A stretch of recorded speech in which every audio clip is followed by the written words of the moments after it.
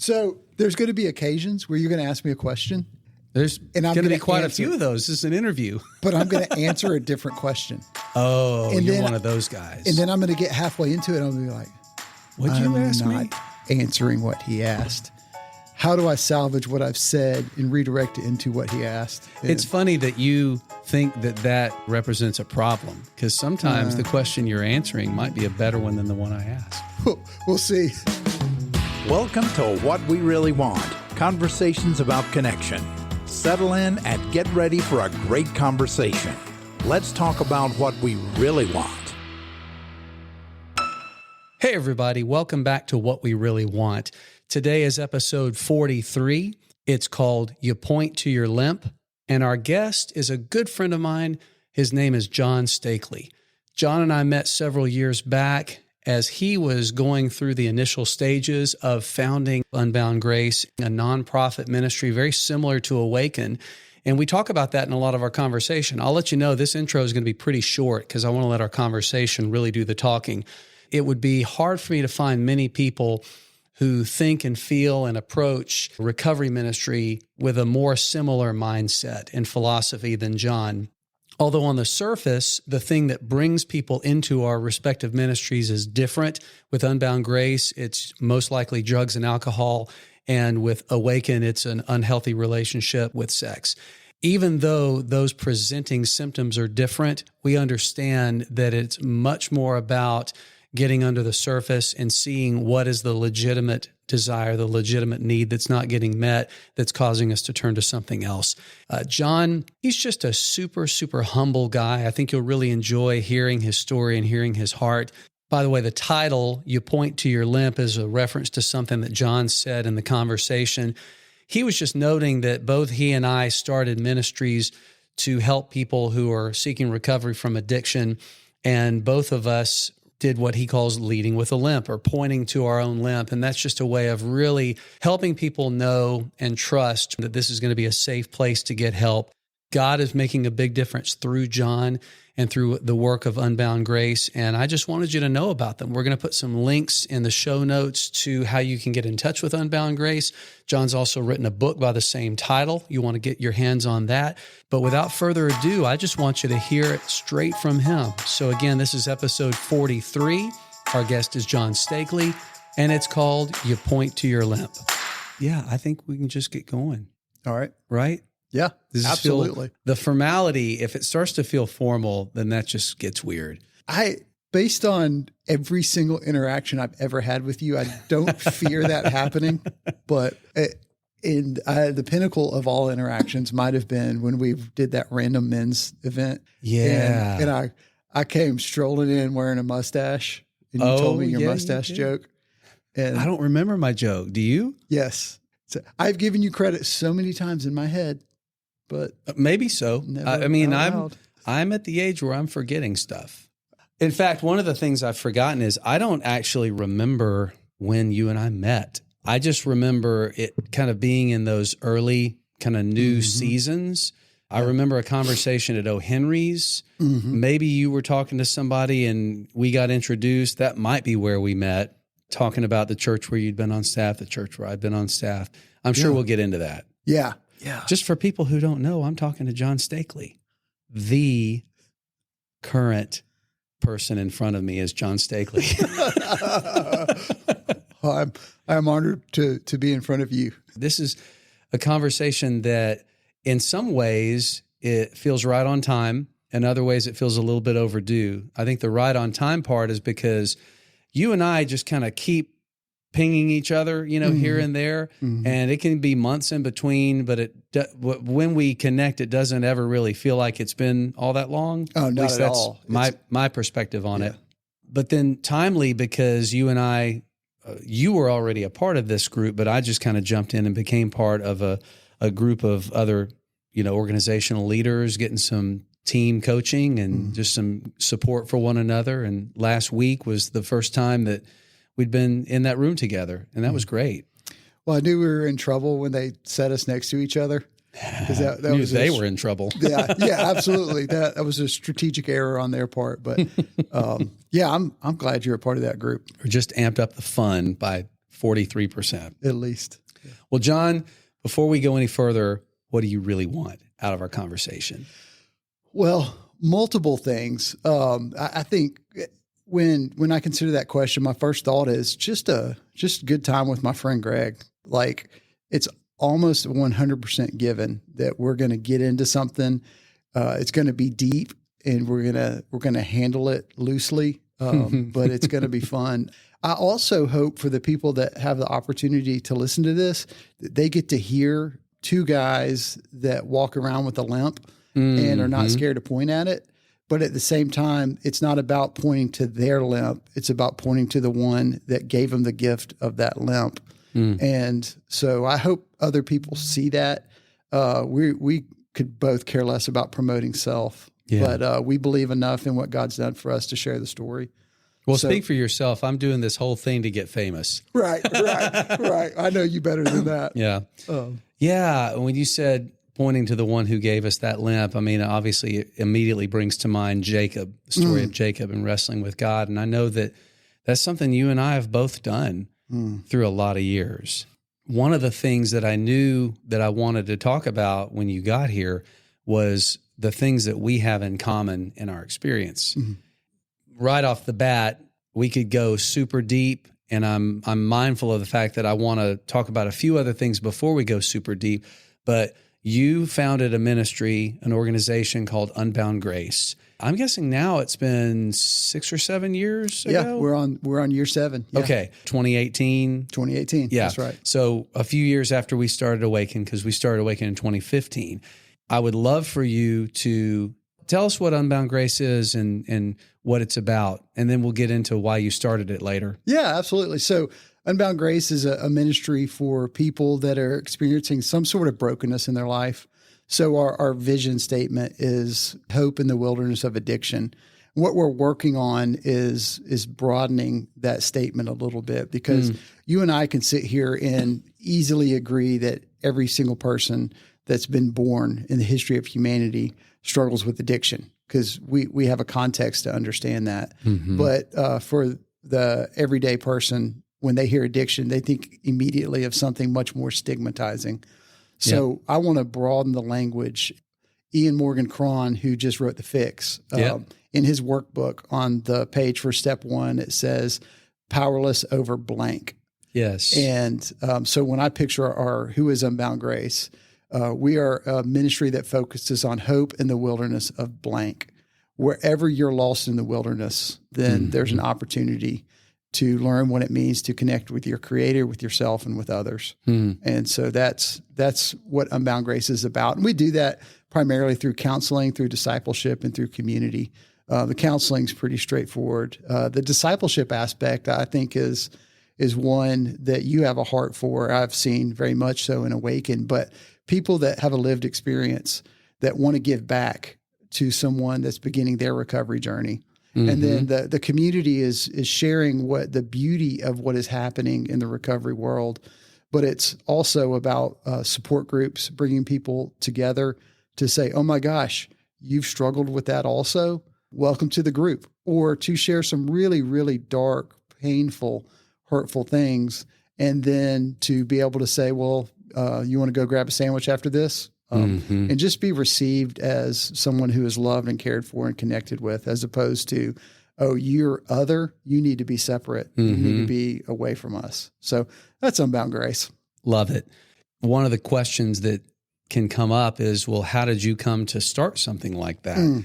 And I know that you and I have a lot of things in our experience that are common. I mean, both of us were in pastoral leadership in a local church setting at a time that we were struggling ourselves with an addiction, an unwanted habitual behavior.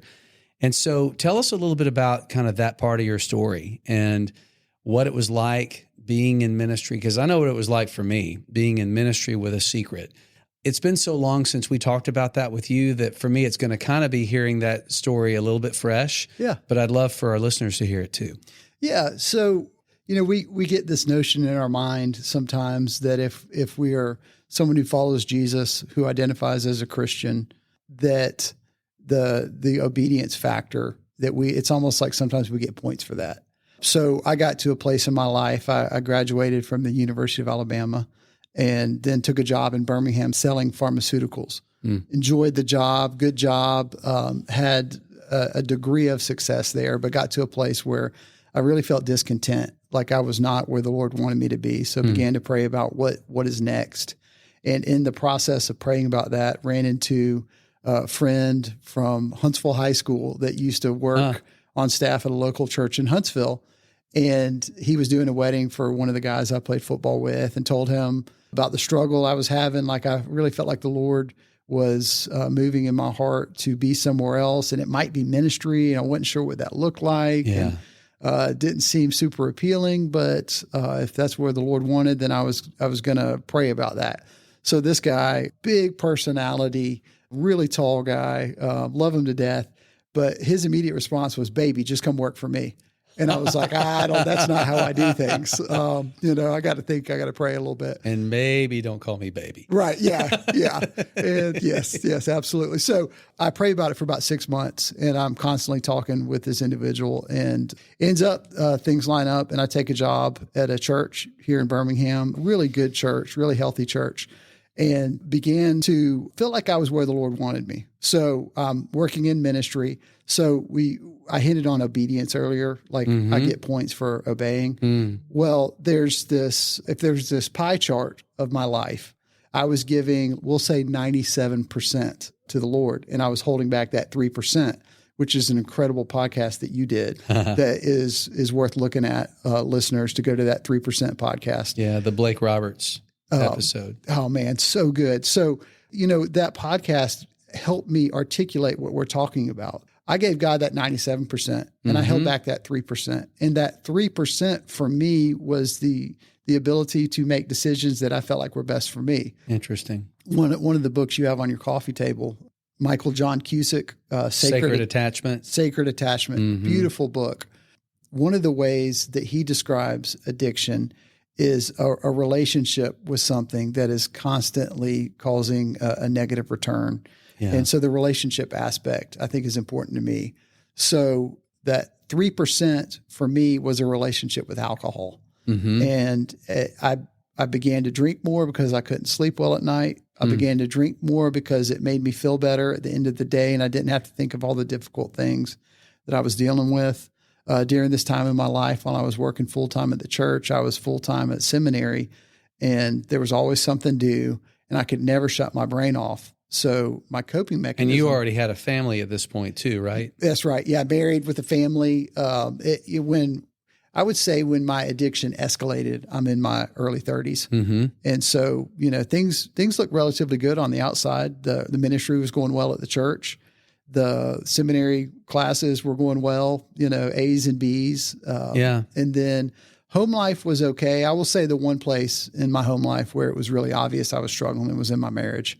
Ultimately, as my addiction escalates, I'm not feeling well because I'm drinking so much all the time. Imagine that. You put poison in your body consistently, you don't feel well. So I go to the doctor, and one of the doctors along the way prescribes Xanax. So, I think what could possibly go wrong there? Right. And of course, in the doctor's defense, I'm not telling him about my alcohol problem because that's my 3%. Nobody gets that 3%. Not even God. Not even God, especially not God, because I gave him 97%. I mean, I'm working at a church, right? How more obedient does it get? Right. So in the midst of that, in the midst of my alcoholism, I pick up a new addiction, and it's to my prescription pills. And mix those two together, and, beautiful things happen. I start making great decisions in every aspect of life, except for it crashes and burns, right? So the Xanax, you just don't remember much when you're abusing Xanax, and you throw alcohol on top of that, and it's really dangerous. And I think the Lord, he protected me. But in the midst of that brokenness, that 3% that I was hiding, the alcoholism and the pills, infected everything. So how long was that incubation period for that infection? I mean, how long were you going recognizing this is getting out of control, but not anybody else really knowing about it? We'll be right back. How have things gotten so out of control? How did something that didn't seem like such a big deal at first completely take over? Porn and sex addiction are destroying your life and killing your relationships. You know you can't keep going on like this, keeping secrets and telling lies. Something has to change. But how? Most men who struggle with unwanted or addictive sexual behavior have tried to fix it on their own. But sex addiction is powerful and complicated. Recovery is possible, but it isn't easy. It requires us to focus on more than just behavior. It requires us to look at our whole lives and the parts of our stories that contribute to addiction. If you're ready to find freedom, maybe it's time for you to get to the roots. The Roots Retreat is a 4-day therapeutic and spiritual intensive. You'll work with therapists and coaches who specialize in sex addiction and recovery. You'll learn how to take healthy ownership of your behavior. You'll discover how your life experiences set the stage for addiction to develop. You'll see how God factors into your struggle, and you'll learn effective tools for ongoing recovery after the retreat. If you're ready to stop trying what doesn't work, if you're ready to experience real hope, healing, and change, let's get to the roots.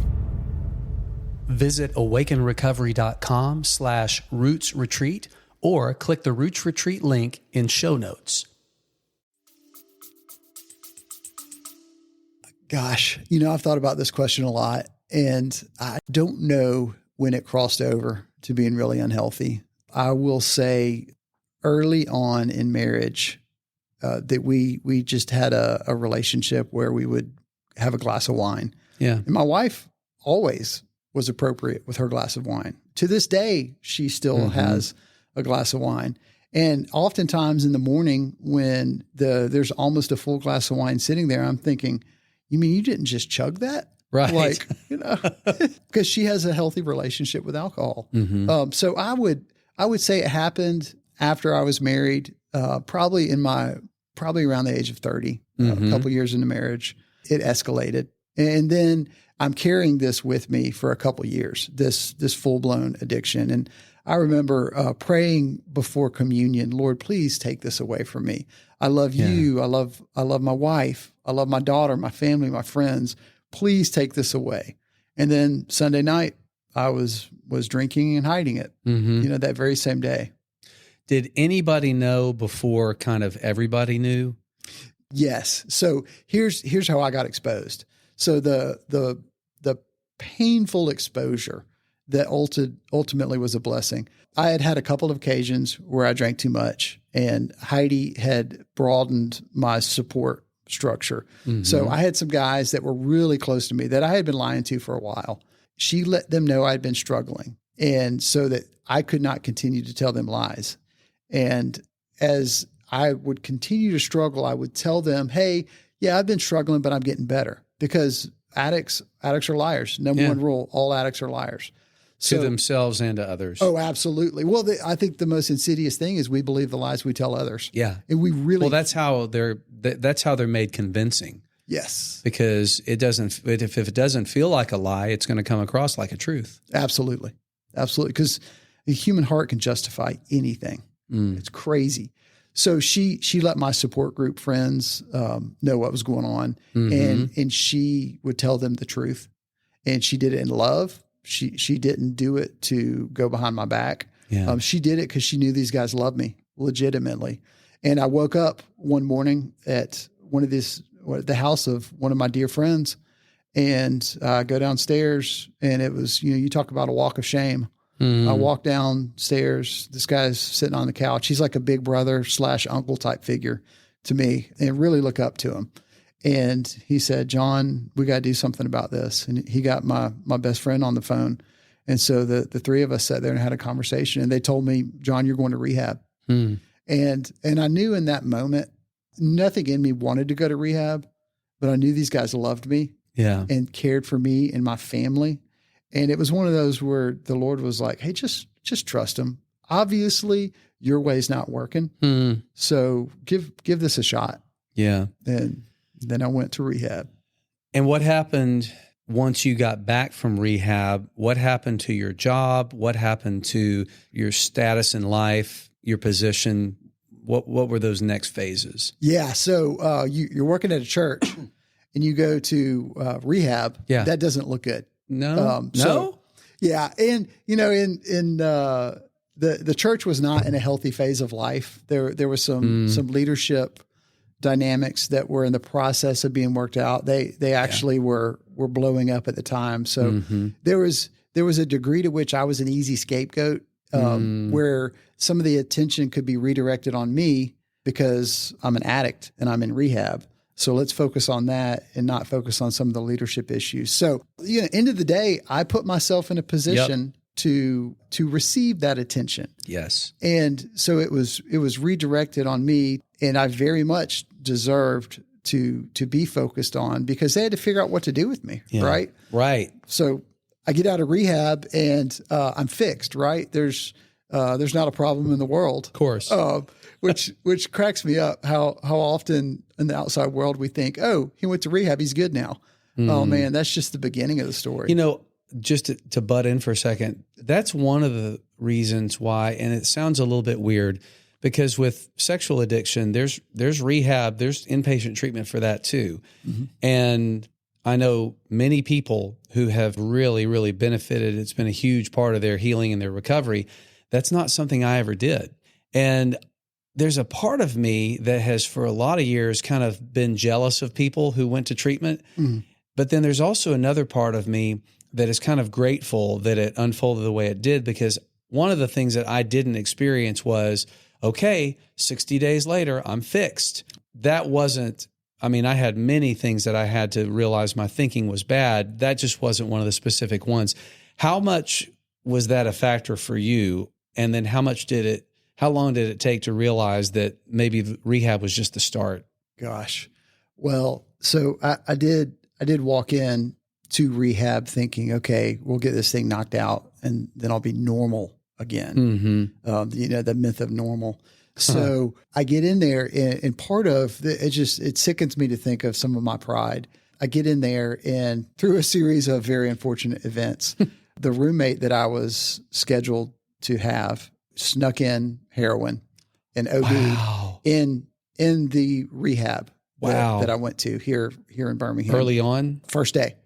Whoa. I'm walking into rehab. I meet some of the people. I'm trying to get oriented. I'm trying to wake myself up to, hey, this is where you are now. And then there's this code red running around, and I'm like, what's happening in this place? It's because the guy that I was going to room with had OD'd, and they Narcaned him, and they were able to bring him back, and then they stuck him on the floor above us, where he had got a little bit more attention for a little while.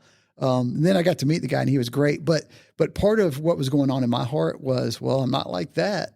And so I play I'm not as bad as so-and-so. And it just, that was a good portion of my rehab. And it kind of hurts my heart to even think that that's how I was at the time. But I know I'm prone to wander back to that as well. Do you think, though, that like when you say it hurts your heart, and I get that, do you think that there's any sense in which that could have been the very best place for that to be going on?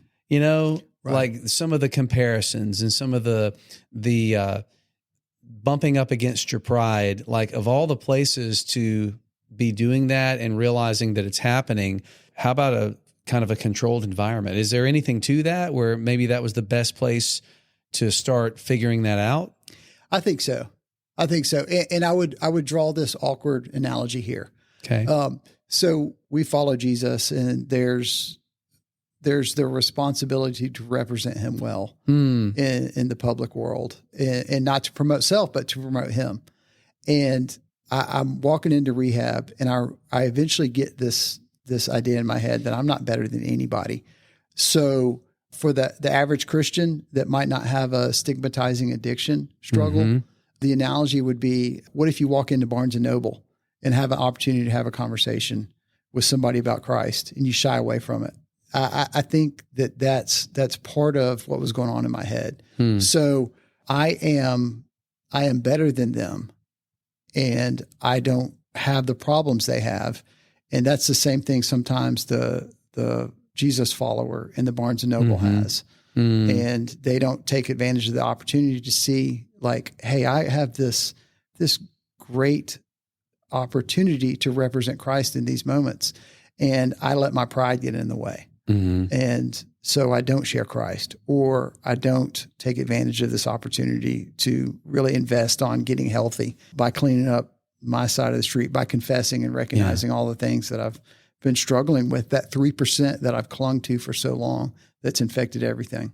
Well, taking those two things that you were just talking about with the pride over like, this is where I am now, acknowledging the addiction, and then the other type of pride of like in the Barnes and Noble with sharing your faith, like, has it turned out for you that the story of addiction and recovery has actually provided you with a really great on-ramp for conversations about Jesus with people? Oh, absolutely. Oh, for me, goodness. it's usually that's the catalyst. Oh, yeah.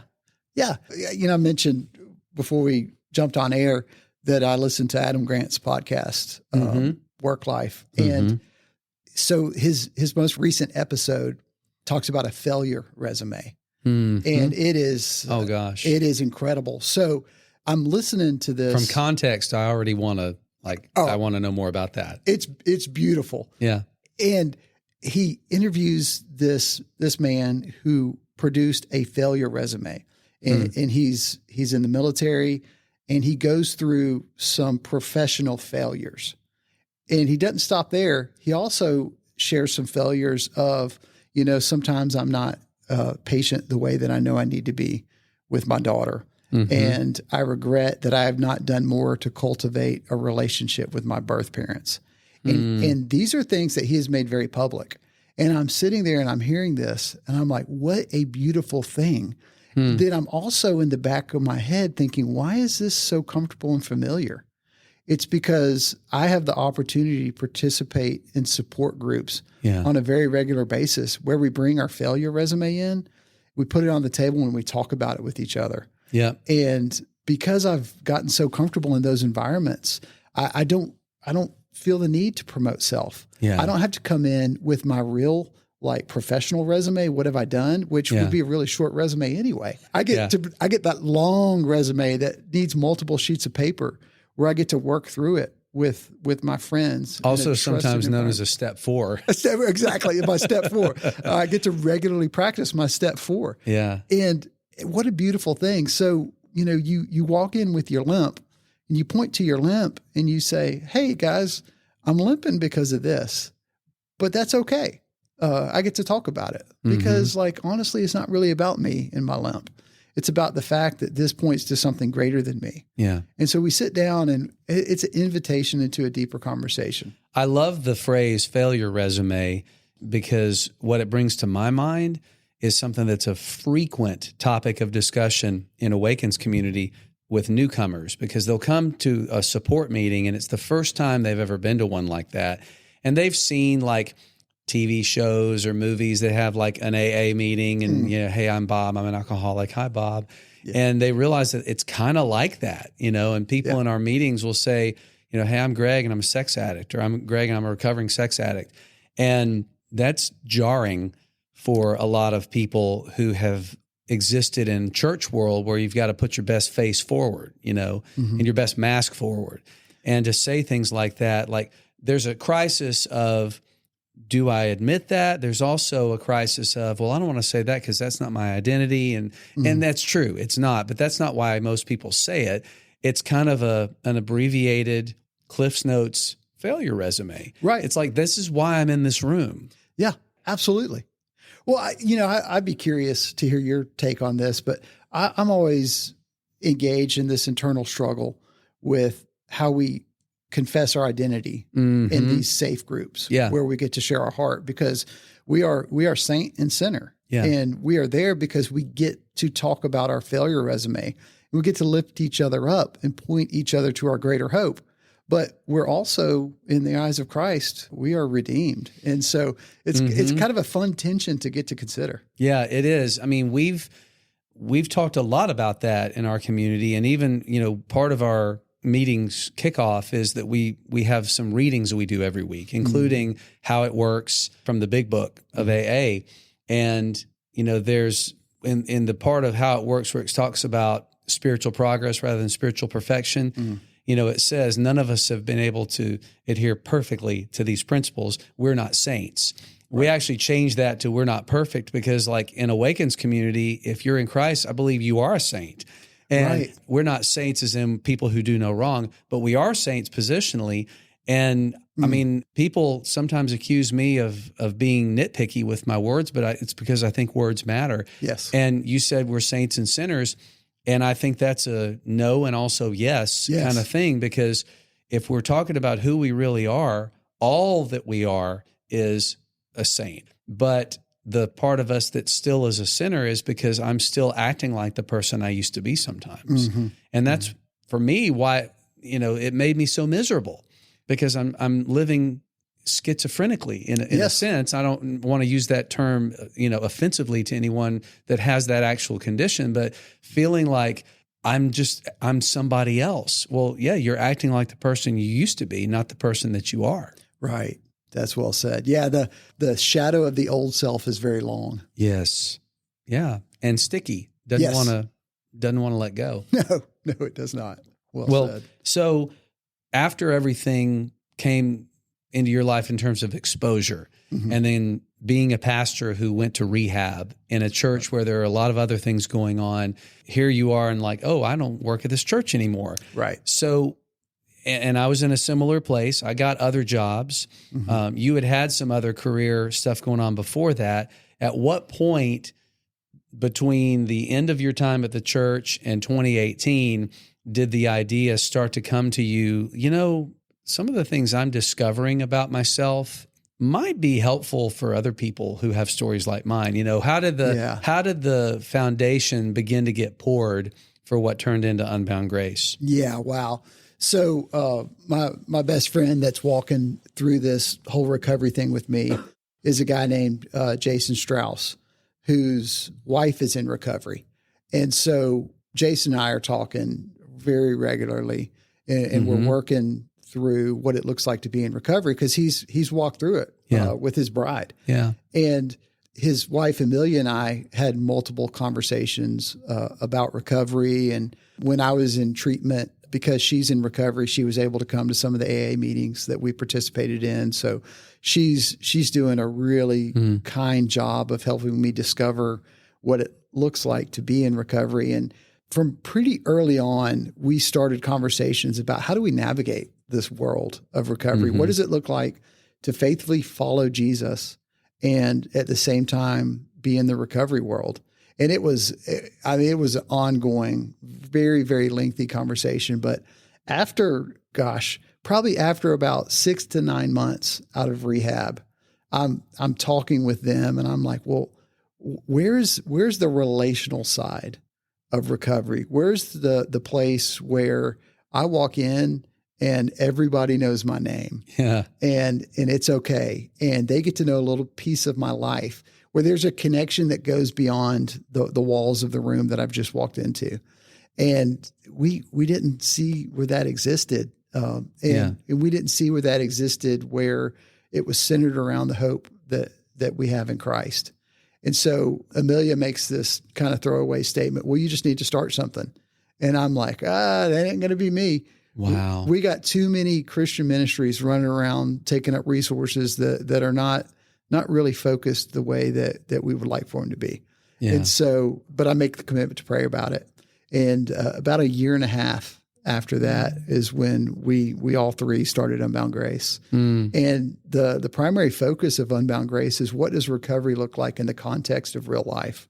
Because there's some really good rehabs out there. There's some good sober living facilities. There's some incredible retreats. Yeah. The Roots retreat that y'all do, just absolutely dynamic. But what we try to focus on a day-to-day life, when you're dealing with broken relationships and jobs and the madness of life, what does it look like to be in a healthy recovery? And so that's where we decided to set up shop and where we try to operate.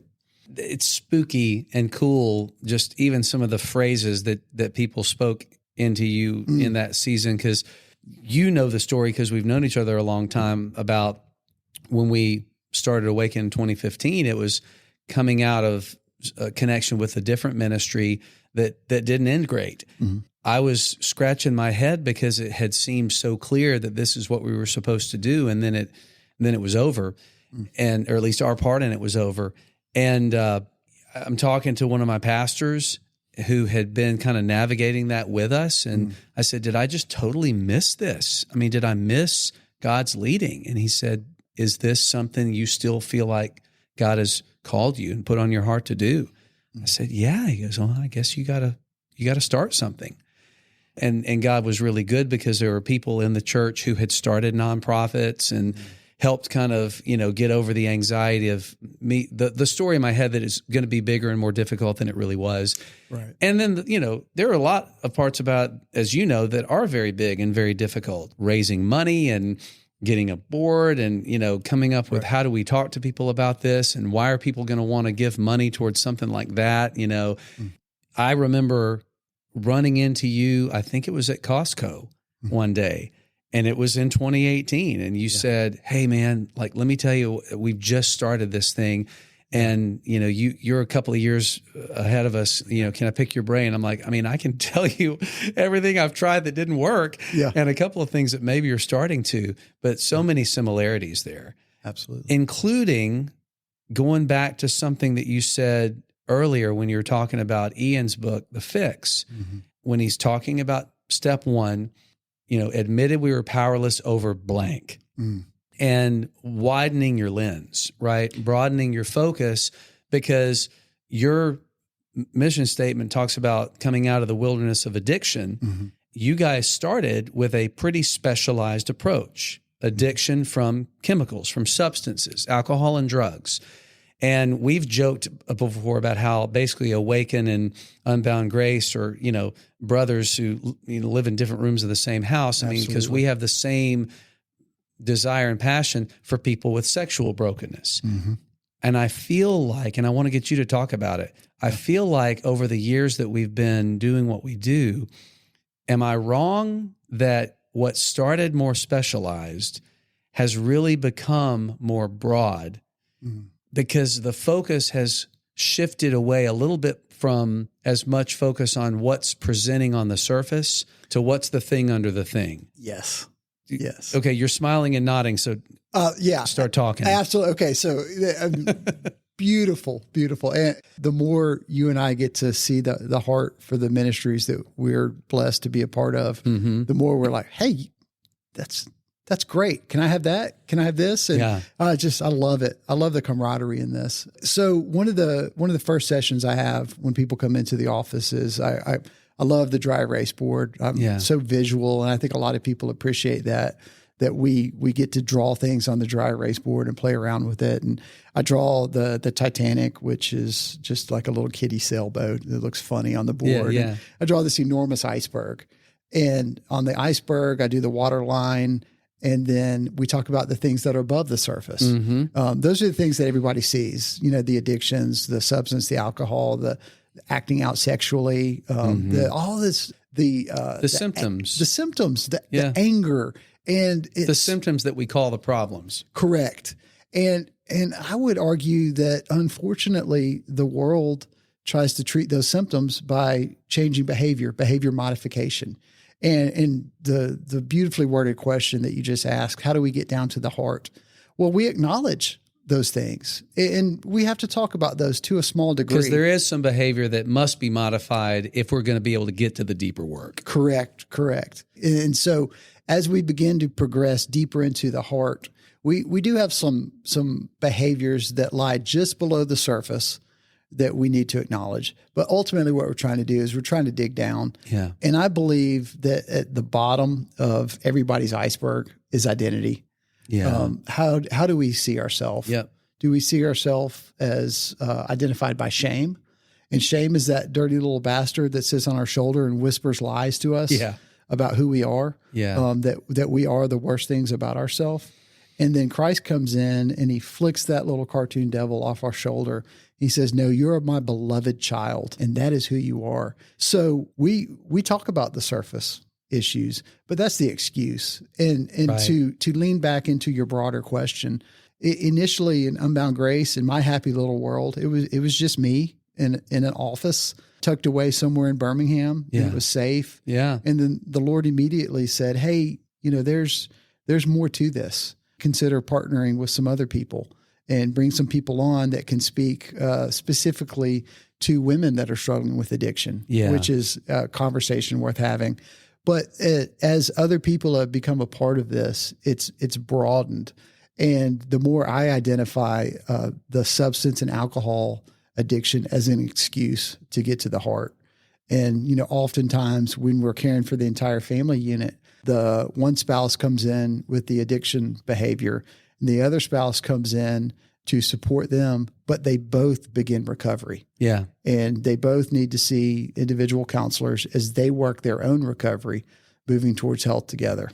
So for the person who's coming in to the office and sitting there while you're sketching this stuff out on the whiteboard, they're thinking, man, I just thought somebody was going to tell me how to quit drinking. Right. But it's so much bigger than that. I'm so glad that you came in looking for somebody to tell you how to quit drinking, because I've got something so much better to tell you than that. Absolutely. Yeah. Well, it really does change everything. My pastor often says the gospel changes everything. Mm-hmm. And we begin to address those surface issues, and we don't stop there. It changes our entire life. Think about the friend that you have in recovery. Mm-hmm. If they're in a healthy recovery, they're probably one of the most joyful people you know. Yeah. They're probably one of the easiest people to be around, to just enjoy being with. It's because they don't take themselves too seriously, because they know what happens when they operate in that 3%. Yeah, Stacy talks about that a lot in the women's meeting that she is a part of facilitating and leading. One of the comments they get the most, I didn't expect there to be so much laughing. Yes, that's beautiful. Well, and it is, but it's also off-putting sometimes. I mean, there are women who will come in and they're not ready to feel joy. Mm-hmm. Like they don't see there's anything to be happy about or to smile about or to laugh about. And if that's what this is about, like they come once or twice and then they don't keep coming back because they're not ready. But the ones who realize, like, I don't know how this is going to go, but where I am right now is pretty crappy. Mm-hmm. And so I'm going to give it another try. You talk about people in recovery as some of the most joyful people. That's not how a lot of us start out. Right, correct. We don't come into the rooms for the first time feeling like we're overflowing with joy. Mm-hmm. We're overflowing with the same kind of stuff as when your toilet's overflowing. Yes. But that changes when we keep coming into those rooms. Yeah, yeah. This is the kind of stuff we could talk about for hours, right? Doubt. We could make this into a multi-episode conversation, and I'm sure at some point I'll have you come back. But knowing how many people who are listening to this have something in the conversation thus far that they are resonating with. Mm-hmm. What's something that you want people to really make sure that they get? Yeah. Before we quit talking. Well, I am rightly accused in our support groups of tying everything back to Genesis 3. Mm-hmm. And so I often open up our support groups with a brief summary of Genesis 3. So I'll do a little bit of that. What do we want to know about Unbound Grace? Not really anything, but what do we want to know about our Savior? Yeah, the Genesis 3 story. Those of us that are familiar with the passage will know that Adam and Eve have been tempted. They have broken trust with God. They have broken that relationship. And as a result of that, they immediately experience a deep shame. And that shame goes beyond just the physical shame of being naked. It is a spiritual shame. And so we're told in the passage that they get fig leaves and they cover themselves.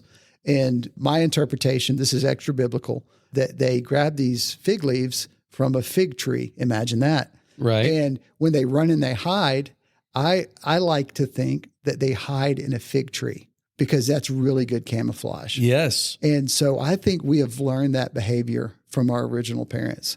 And so anytime we feel that disconnect, we feel that 3%, we acknowledge that 3% is infecting that 97%. Yeah. Our tendency is to run and to hide. And so the story continues, and there are absolutely consequences to our behavior. And I'm not making light of that at all, but how does God respond? Yeah. With the most important question that we could ever ask to anybody. Where are you? Exactly. So he goes into the garden, and obviously the creator of the universe, he has not misplaced anything. He knows exactly where they are. And he walks into the garden in the cool of the day and asks them that question, where are you? Because that's his invitation out of hiding. And our tendency in that moment is to say, hey, God, I'm in this fig tree. I'm hiding. Why don't you come in here with me? Because we want to bring God in. And I confessed my addiction, who knows how many times, to God, but I wasn't willing to bring that out. I was not willing to expose that. And I believe that against you and you only have I sinned and done what is evil in your sight. King David was right in Psalm 51, but part of what God is inviting us to is to expose that shame so that he can completely answer it, but to do that in community. So Adam and Eve walked out together, and God addressed what happened in that situation. He curses the ground and he curses the serpent, and there are consequences, but he addresses their shame. Yeah. He clothes them, their physical shame, and he promises a way back to a right relationship with him. Yeah. And that's how he answers shame. And that's what I want people to know about Unbound Grace. That's the business that we're in. Yeah. Trying to address those identity issues, trying to silence the voice of shame, doing that in connection with other people that can share their failure resume and say, there is hope in something greater than me. It's not lost on me that we both said at the same time, what was that question? Where are you? Yeah.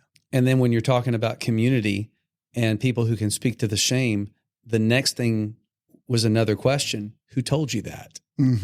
Right? Exactly. And because all of us who have found ourselves stuck in our addiction and our areas of stuckness have believed something that somebody told us that wasn't true. The enemy taking the form of shame, taking the form of our inner critic, telling us that this is true, that devil on your shoulder. And that's not going to change until we put ourselves in a place where people are allowed to know the struggle so that they can speak truth to it. Not to say what's wrong with you that you believed that, but of course you believed that. Right. Absolutely. We look at trauma. We look at, not having your needs met growing up. We look at the pattern of doing whatever you can, developing strategies to get your needs met that goes sideways. And we say, of course, but who's been telling you that is not God. Right. That's right. What does God say? He says, where are you? Because he's inviting you to himself. Yeah. Yeah. It's better when you're with me. Yes. Would you come back? Yes. Well, I love that we both live our lives trying to channel that invitation, and the people that we work with. And I'm so grateful that anytime I start to feel like there's nobody who understands how hard this is, I'm like, well, there's somebody who understands. I can call my buddy John. So thanks for being that kind of a friend. And thank you for just being a co-laborer and with a heart to help people come out of the wilderness, man. It's so great to get to be a part of this kind of work with you in the same city. Yeah, I love it. And I love knowing that we're partners in this. And that there is no competition. There is only support and encouragement. That's such a blessing. Yeah. Thanks for being one of those people in my life. And thanks for sharing today. Yeah. Glad to be a part of this. Thank you. We'll see you soon. All right. See you, brother. Peace.